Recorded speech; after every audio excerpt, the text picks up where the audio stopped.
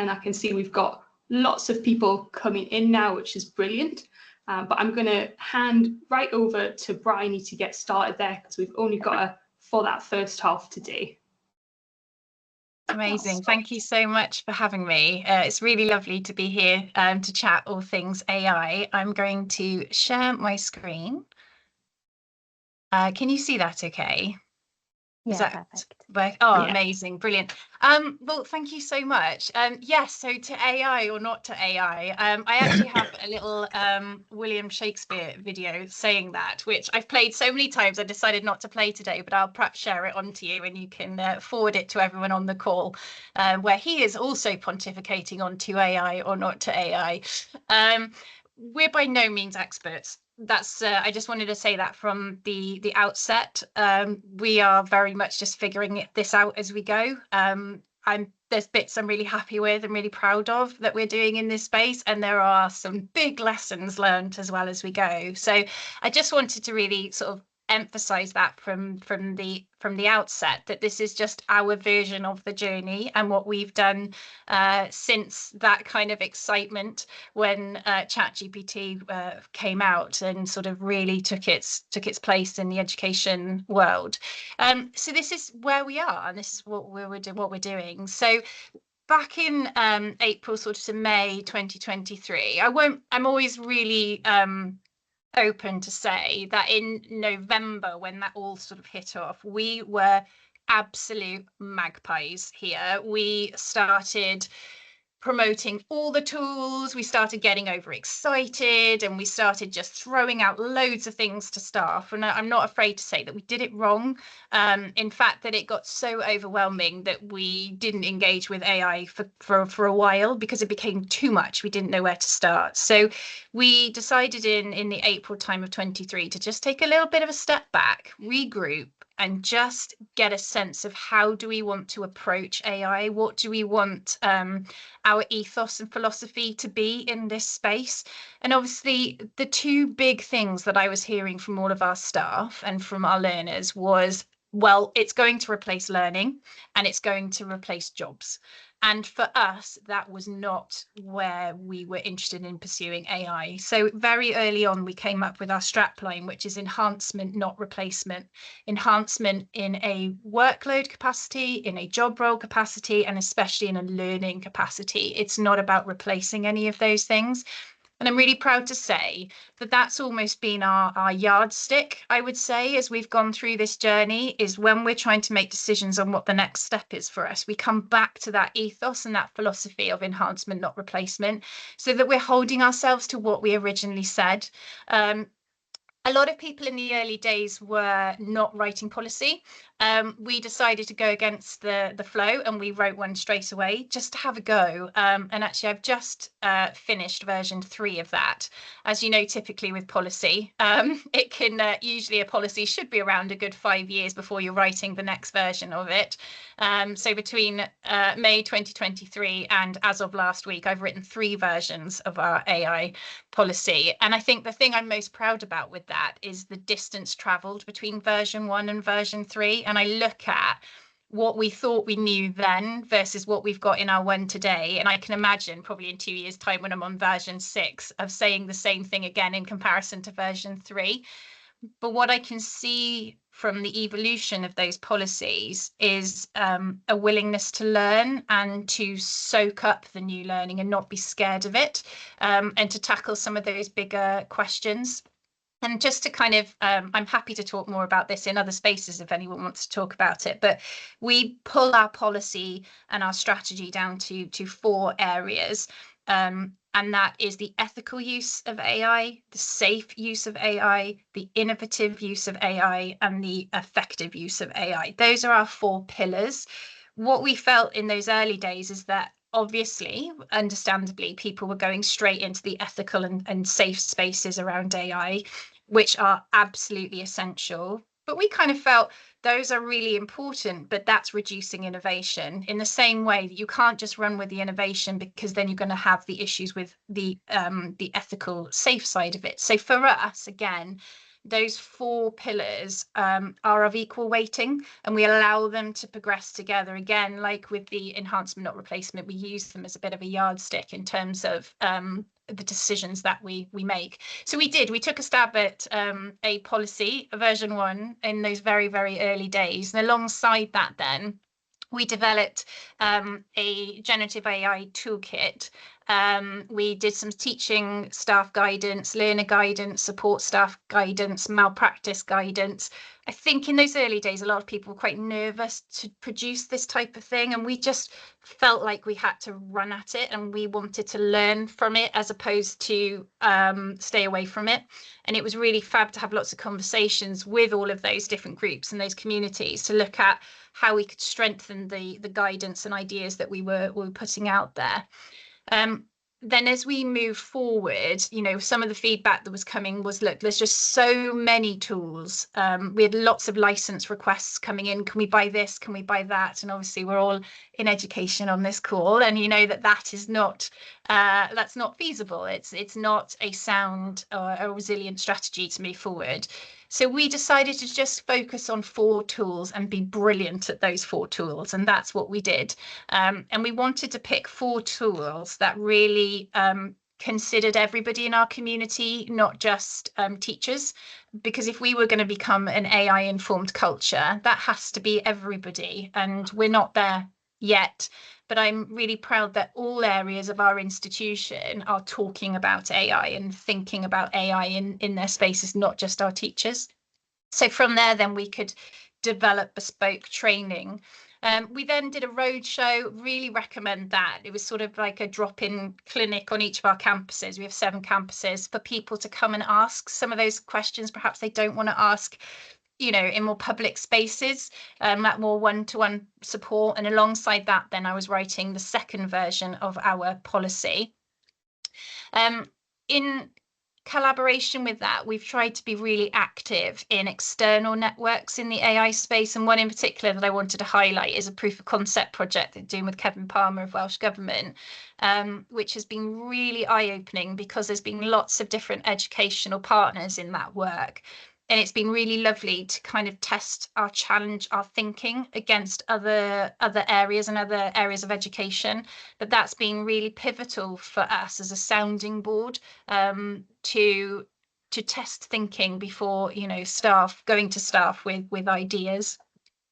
I lead an informal AI network, which is chaired by myself. Anybody on this call is super welcome to come and join us. If you would like to, please just email me. We've got a session actually this Thursday, which is being delivered by Jamie Smith of Sea Learning, and he's coming to talk about the environmental impact of AI. So I'm sure for some of you, perhaps if you are strategically involved with AI, you might have people in the finance area that are asking about what is the sort of the reality and the impact of AI. So that network is just a collaborative group of people, and we decide at the beginning of the year as a collective what we want our sessions to look at. So in our last session, we had Leon Furs from Australia talk to us about his assessment scale. Absolutely brilliant. If you haven't looked at that, I can't recommend it enough. It's fantastic. But yes, all welcome if you'd like to come and join our informal AI network. And then in July of this year, so we then had our Festival of Practice, where we had the government, Welsh Gov came down and they shared their proof of concept. We had lots of our action researchers were sharing evidence base of how to use AI in teaching and other areas. This year now we're focusing our AI a little bit more on well-being and looking at it from a workload efficiency perspective to look at how can those sort of everyday mundane tasks be handled by AI, leaving our people to think more creatively and to work more in the innovation space. We've also developed dedicated tutorial content on generative AI for our learners. We've got sort of tutor-led sessions, but we've also got asynchronous materials around the development of AI. And again, that's built on our 4 pillars. So we want our learners to think about AI in those 4 spaces as well, you know, because I think what a lot of the learners might be hearing is more about cheating and, you know, plagiarism. So it's about balancing the potential of AI along with thinking about its ethical and safe use. And then really, where are we going next? So we've got quite a list. I get a little overexcited, but I'm very, very keen to really look at all in our leadership, engaging in professional learning of all areas, to look at that AI and well-being, look at how we can bring those two concepts together to streamline workload, but so that it's meaningful in the different spaces and the different job roles. So we're not looking for kind of generic suggestions. I want to work with all of those teams to really drill down to how this can make a difference to their everyday. This is a really complex one, is how do we measure the impact and of the implementation of AI initiatives? There are some amazing people out there, Scott Hayden being one of them, who's really mastered, I think, looking at impact measures and is able to kind of quantify that in terms of time saved. So that's something that we're really keen to keep looking at in terms of learning from those that are out there that are already working in that space. We've now got a dedicated in-house working group on AI and assessment, looking at how can we talk about the validity of assessment, and that being the focus. And again, that's taken from Leon Furr's, his words around assessment, so that actually working with our staff to ensure that they are designing more future-thinking, robust assessments, rather than sticking with what they know and trust, and then dealing with the AI, but actually that we talk about assessment in a completely new way, and we design assessment in a new way, and we put the emphasis on conversation and dialogue and people and knowing our learners. We have done the Notebook LM pilot, and I think there are areas in which we'll be utilising this further, which I'll talk about in a little bit. Just completed the version 3 of our policy. It's going to board after Christmas, so hopefully that'll be out, and probably by the end of January I'll be working on version 4. But I'm also looking to develop, possibly with Agorad, but a level 2 qualification on AI, which is again built on those 4 pillars, and that will be for really kind of entry level to work on people's levels of confidence within the AI space. There's loads of quite exciting qualifications out there in the space of digital tools, but this is just more kind of, you know, all different industry having a level that they're confident with in this space. I want to start looking at pulling together a case study of AI good practice across our institution, start looking at staff survey on use. So we do that periodically. I'll go out and get insight into where we're at with AI, and it's quite nice to track that journey of confidence. Nearly completed this one, the developing of an AI learning framework. So I know a lot of places have come up with different frameworks, but we kind of have a particular language around our culture of curiosity here in college. So I wanted to develop a framework for AI that involves the notion of curiosity. So we have what we're calling at the moment our Curiosity Compass, navigating the enhancement of teaching and learning with AI. And it's just really a framework where people are able to have a little think about where they're at now with AI and some of the steps that they can take if they'd like to progress to the next level with it. And it's all about being very inclusive. So kind of like that lowest level is around sort of being a curious AI observer, someone who's maybe lurking in the shadows, aware that it exists, aware that others in other classrooms might be using it, but yet to dip your toe. So trying to use very positive language, and then all the way through to our AI visionary, a curious visionary. So someone who is really helping us to shape our organisation in this AI space. So that's something that is in development at the moment, and also looking potentially at a leadership project with Roddy Peters of Windsor College, who's absolutely amazing. So these are kind of the things that this is where we're at, you know, and as I say, it's a lot of learning. There are times when we have to go back and unpick, but really proud, I suppose, that we're just trying to be very honest and open with where we're at and what we're doing, and going to people to learn more where we needed as well. I'll hop over to our notebook LM, and I'm actually quite happy to share this, and so you can send it out. So that's no problem at all. Like everybody, saw notebook LM and got really, really excited about it. It just started again getting very magpie around it, but then decided to take a little bit of a step back in order to actually do a sort of bit more of a coordinated pilot. So I went out to staff across our organisation to see if anyone was interested in participating, and we did have willing participants. So just essentially, just to give you a little bit of an overview of how we put it together. So we went out in October, November. So this actually came out of our informal network. We had Tibby, who some of you might know. He came and sort of just did a little bit of a conversation around notebook and a bit of a demonstration, and from that informal network then some of us agreed to just do a pilot.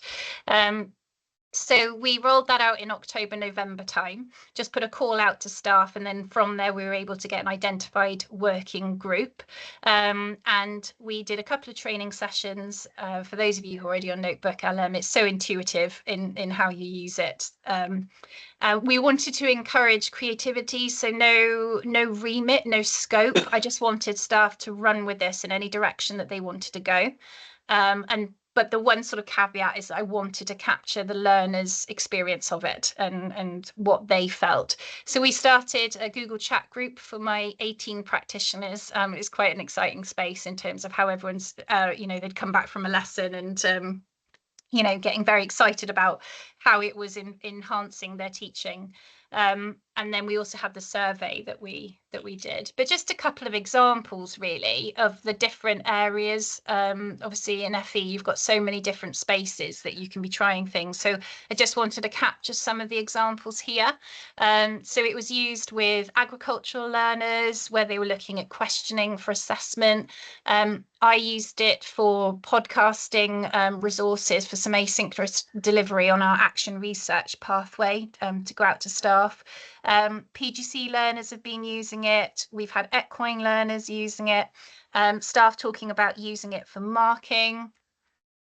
We've also we've had media learners using it, sport learners, business learners, hair and beauty learners. We really wanted to try and get a real sort of cross section of learners in order to get a sense of this something that can enhance teaching and learning. And it's just lovely. And as I say, I won't read all of these out, but I will share this with you so you can forward it on to everybody on the call. What I'm really proud of, I suppose, is we are losing the magpie quality.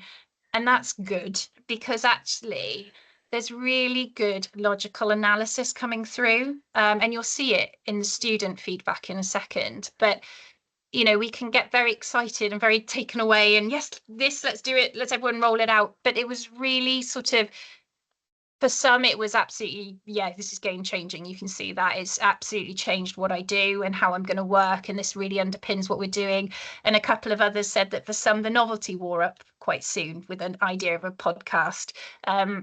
So I really like that actually what we got back from the staff was a very balanced view on its use and where it can best be used to enhance teaching and learning. So this was nice. This is from our hair and beauty lecturer, but I really liked the idea of just it making studying easier, more engaging and more effective. And I love the fact that one tool for this particular group of learners really helped to build their confidence and independent learning skills. Particularly in FE, that's something that we're really constantly striving to do, is to make that transition into more independent, autonomous learners. And I quite like that that podcast method does that really well. A lot of the learners said that they'd listen to it on the bus going to and from school, to and from college. So it's nice to see that coming through in the staff feedback.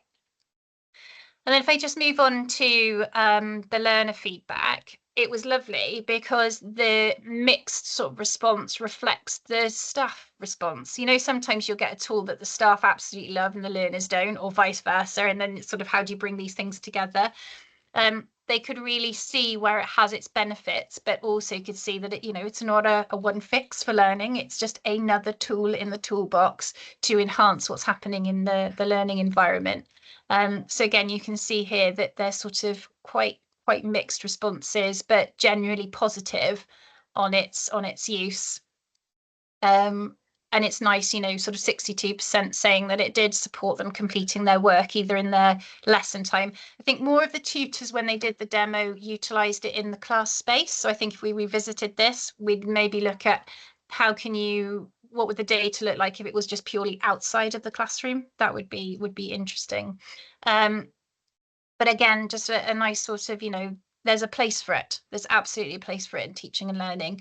And I like that we've got an evidence base now to make a decision on how we move forward with utilising this tool. So I definitely recommend it. One just funny little story to finish on. Got a little bit obsessed in the beginning with making lots of little podcasts. My favorite one that I have is that I uploaded a PowerPoint presentation and accidentally left my name on it. And it just meant then that all the way through the podcast, they kept referencing me, and it's hysterical. Oh my gosh. Honestly, it kept talking about just how imaginative and how creative and just an expert and all this kind of stuff. So if you want a little bit of an ego boost, upload a presentation and keep your name on it. It feels really good.